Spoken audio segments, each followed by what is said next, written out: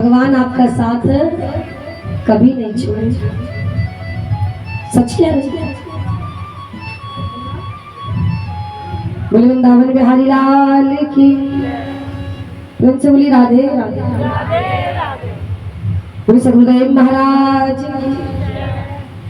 आपको सच्ची की घटना सुनाती हूँ। ये घटना है गुजरात की, ज्यादा पुरानी नहीं, खींचकर कोई 20-25 साल पुरानी। एक मंदिर में पुजारी था और वो विठल नाथ जी की पूजा करता था। विठल नाथ जी की पूजा करता था, रोज पूजा करता था, रोज पूजा करता था। बेचारा गरीब था, बेटा था, एक पढ़ता था। इतनी देर में बेटी की शादी की चिंता सता, रिश्ता आ गया।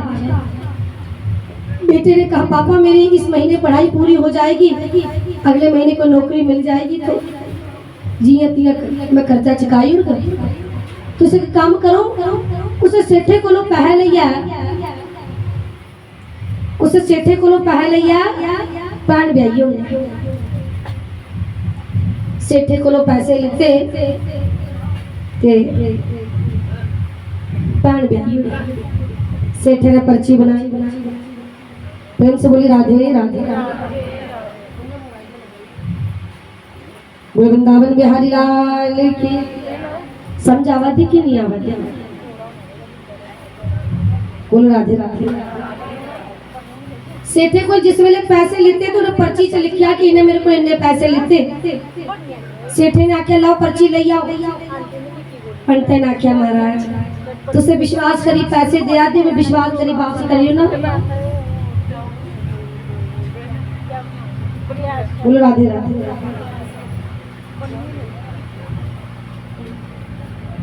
प्रेम से बोली राधे राधे। तो बंधुओं उन्हें पर्ची नहीं लेती, पंत ने सेठे को पर्ची रहन देती। पर्ची छड़ी उड़ी, कुड़ी का ब्याह धूमधाम करने पंत ने करी उड़े, पुजारी ने कोई 6 महीने बाद मुड़े ने पैसे कमाइए दिते। पुजारी ने भी थोड़े मदे पैसे इकट्ठे किए तो सेठे का कर्जा चुकाई।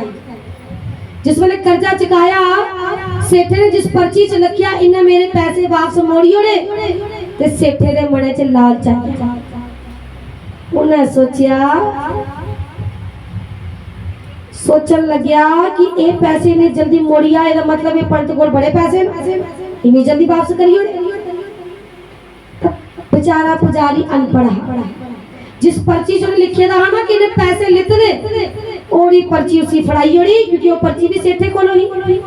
और जेड़ी पर्ची से लिखोए था कि इन्हें पैसे देते दे, वो पर्ची सेठे ने अपने कापी दे अंदर पाइए छपाई ओड़ी। 10 दिन के बाद सेठे ने क्या किया, पुलिस स्टेशन से जाइए पुजारी के खिलाफ FIR दर्ज कराइए। ये महाराज ये पुजारी बड़ा बड़ा झूठा, इन्हें अपनी कुड़ी का ब्याह करने लिए मेरे को पैसे लेते और आज ये मेरे पैसे वापस नहीं दिया था। पुजारी जाइए, पुलिस वाले ने पूछिया, पुजारी ने आख्या महाराज जिस ईमानदारी करने में पैसे लेते हैं उसी ईमानदारी करने पैसे में वापस मोड़ियो ने।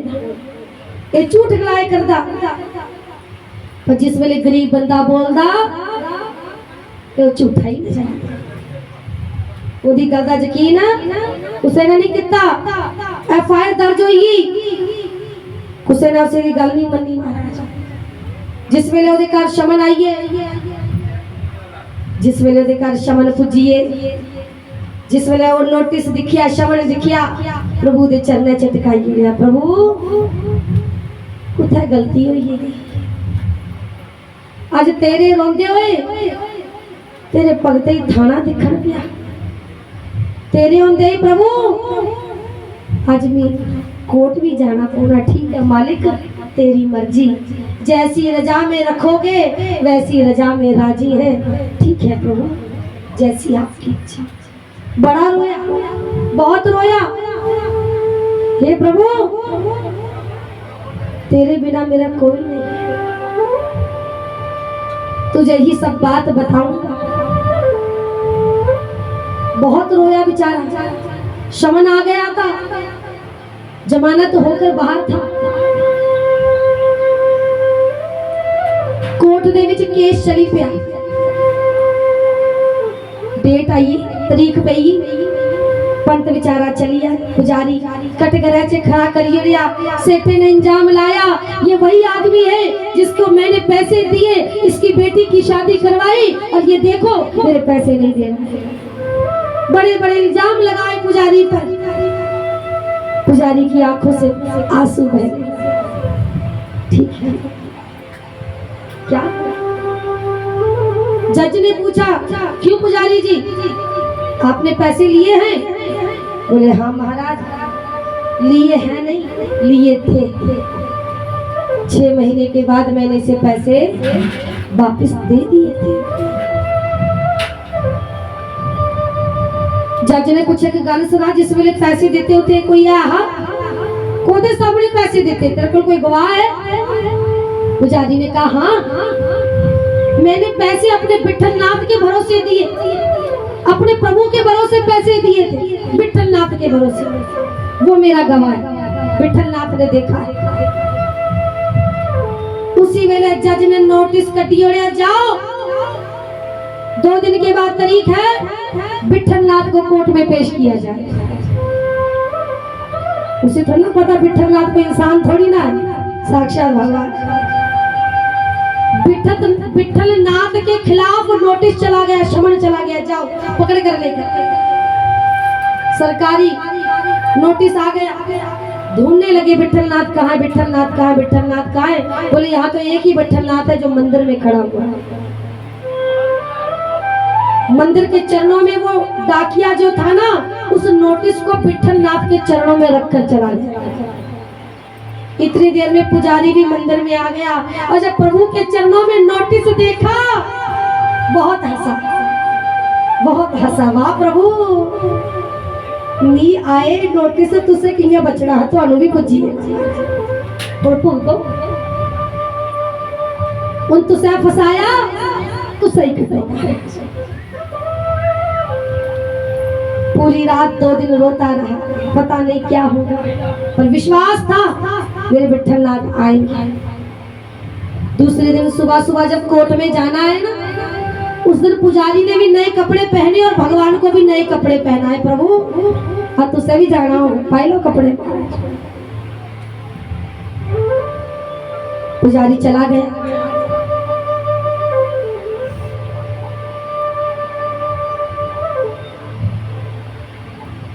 बोलो राधे राधे। बंधुओं, जिस समय कोर्ट में किसी गवाह को बुलाते हैं ना, तो उसकी बाज पौंदी कोर्ट है, बाज मारते। पुजारी एक कटघरे में खड़ा है और आवाज पड़ी, विठलनाथ, विठलनाथ। पुजारी बेचारा सूनी आंखों से सब लोगों के बीच में देख रहा है, भगवान आएंगे कि नहीं आएंगे, आएंगे कि नहीं आएंगे। 2 आवाज पड़ गई, प्रभु नहीं आए, और जैसे ही तीसरी आवाज पड़ी, विठलनाथ, तो एक बूढ़ा सा हाथ कपकपाता हुआ ऊपर हो गया, और जैसे ही हाथ ऊपर हुआ, पुजारी ने देखा, प्रणाम किया, वारे मेरे मालिक, मेरी बात को सिद्ध करने के लिए आप आए। कोर्ट में किसी को पता नहीं है ये जो आए हैं ये भगवान है, केवल पुजारी के अलावा। पुजारी की आंखों से आंसू बह रहे। क्यों? कि हे प्रभु, आज मेरा सौभाग्य देखिए कि मुझे भगवान का दर्शन हो रहा है, और मेरा दुर्भाग्य भी देखिए कि प्रभु को मैंने कोर्ट तक घसीट दिया है। कैसा है? कोर्ट तक घसीट दिया। जज साहब ने कटघरे में बुलाया, विठल जी आप कटघरे में आ जाइए। विठल कटघरे में आ गया। आप इसे जानते हो? विठलनाथ कहते हैं बहुत अच्छे से, मुझसे ज्यादा इसे कौन जान सकता है, मैं जानता हूँ। ये कह रहा है कि इसने आपके सामने पैसे दिए। दिए क्या? बोले हाँ महाराज, मेरे सामने पैसे दिए। आपके पास कोई सबूत है? विठलनाथ बोले एक काम करो, जरा से सेठ का खाता मंगाओ, जरा बेईनामा मंगाओ, अभी दिखाता हूँ मैं प्रूफ। जिस समय बड़ी सभा में सेठ का बेईनामा मिलाया और खोलकर जिस नंबर का पेज बताया, बीच में से निकाला तो वो पर्ची निकल कर आ गई। इसमें लिखा था कि पुजारी ने पैसे वापस दिए हुए हैं। पूरी सभा में सेठ झूठा साबित हो गया और भगवान की कृपा से पुजारी सही साबित हो गया। बंधुओं, भक्त को बचाने के लिए भगवान स्वयं आ गए। देखते देखते भगवान विठलनाथ अंतर ध्यान हो गए। भगवान के जाने के बाद अचानक से जज के मन में आया, बहुत सारे गवाह देखे, और वो जो विठल वाला गवाह आया था ना, वैसा गवाह नहीं देखा। उस विठल को बुलाओ, जरा देखने का मन कर रहा है। किसी ने बताया विठल जी तो अपने घर चले गए हैं। जज का मन इन्ना आतुर होया, विठल ही दिखने वास्ते कोट उठाई छड्या दौड़ी पे। पुजारी दे कोल गया, पुजारी जी जिस गवाह को बुलाया था वो कौन है, कहाँ है वो विठल? पुजारी मंदिर में खड़ा हुआ था, मंदिर की मूर्ति की तरफ इशारा कर दिया। वो जो गवाह आया था वो कोई और नहीं, मेरे नारायण विठलनाथ थे, जो मेरे लिए गवाह बनकर आ गए, मेरे लिए प्रभु गवाह बनकर कोर्ट में आ गए। जज ने जब मूर्ति को देखा, उसी मूर्ति में एक रूप में विठलनाथ, दूसरे रूप में वो गवाह, विठलनाथ गवाह, विठलनाथ गवाह। और जब ऐसे प्रभु को देखा, चरणों में गिर गए, पुजारी को भी प्रणाम किया और प्रभु को भी प्रणाम किया। बोले विठलनाथ भगवान की।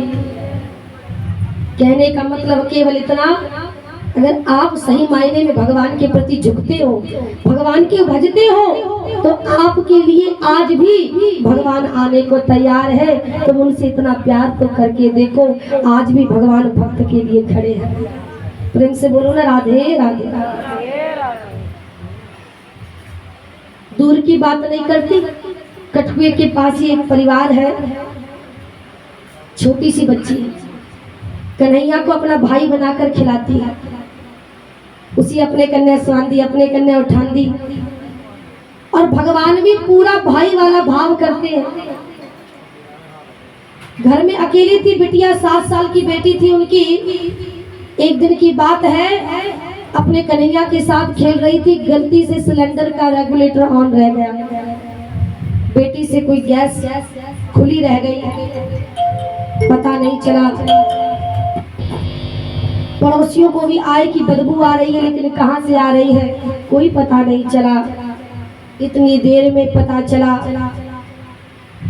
याद आया, जो उसकी माँ थी वो ड्यूटी पर गई हुई थी, उसे याद आया कि आज मैं रेगुलेटर खुला छोड़ आई हूँ, आज गैस खुली रह गई है। तो मन में आया, वो बेटी तो घर में अकेली है, आज क्या होगा, अगर टीवी लगा दी तो घर में आग लग जाएगी। सोच रही थी, ड्यूटी से दौड़ पड़ी, सोचने लगी, मन में प्रभु को याद किया, क्योंकि भगवान को बेटा बनाया था ना, तो नाम रखा था लड्डू। मन में कहा, लड्डू बेटा बहन की रक्षा कर, तू छोटा है पर तुझे रक्षा करनी पड़ेगी। बस कहा ही था, गैस ऑन हुए 2 घंटे हो चुके थे। अब 2 घंटे बाद जब वो घर पहुंची तो उसने क्या देखा, उसका रेगुलेटर भी बंद किया हुआ था और गैस भी बंद थी। माँ ने बेटी को आकर पूछा, ये किसने बंद किया? बोले, मम्मी पूरे घर में बदबू आ रही थी, मुझे समझ नहीं आ रहा किसकी आ रही थी। तो एक छोटा सा बच्चा आया घर में और चुपचाप आया और रसोई में गया, रेगुलेटर बंद किया और गैस बंद की, पर मम्मी वो बच्चा ना रसोई से बाहर नहीं आया और रसोई में ही गायब हो गया। वृंदावन बिहारी लाल, ये बात मैं सिर्फ आपको 1.5 साल पहले की बता रही। वो रोते रोते भगवान के पास गई, वारे मेरे प्रभु, मैंने तो सिर्फ एक बार कहा था और तू सच में आ गया। वो दिन है और आज का दिन वो कन्हैया को अपना बेटा मान चुकी है और उसी की सेवा करती है कि यही मेरा बेटा है। जब जब उसको जो जरूरत पड़ती है भगवान उसकी इच्छा पूरी करते हैं। अर्थात अगर आप सच्चे मन से भगवान को भजो तो आज भी हर मनोकामना पूर्ण करने के लिए भगवान स्वयं आकर खड़े हो जाते हैं। तो वो प्यार तो करके देखो, भगवान तो हमारे लिए खड़े हैं। किसी भी मंदिर में चले जाइए, भगवान कहीं बैठे हुए हैं, राम जी के मंदिर में जाइए राम जी खड़े रहते हैं, कृष्ण के मंदिर में जाइए कृष्ण जी खड़े रहते हैं। क्यों खड़े रहते हैं पता? किसी भी मंदिर में राम कृष्ण की मूर्ति बैठी हुई क्यों नहीं है? भगवान इसलिए खड़े रहते हैं कि कोई भक्त मुझे बुलाए, मुझे उठने की भी देर ना लगे, भक्त बुलाए और मैं दौड़ा चला जाऊं, इसलिए खड़े रहते हैं। तुम बुलाओ मैं दौड़ा चलाऊंगा, इसलिए भगवान बैठते भी नहीं। प्रेम से बोली राधे राधे, बोली वृंदावन बिहारी लाल की। श्री सुखदेव जी कहते हैं राजन परीक्षित ऐसे ही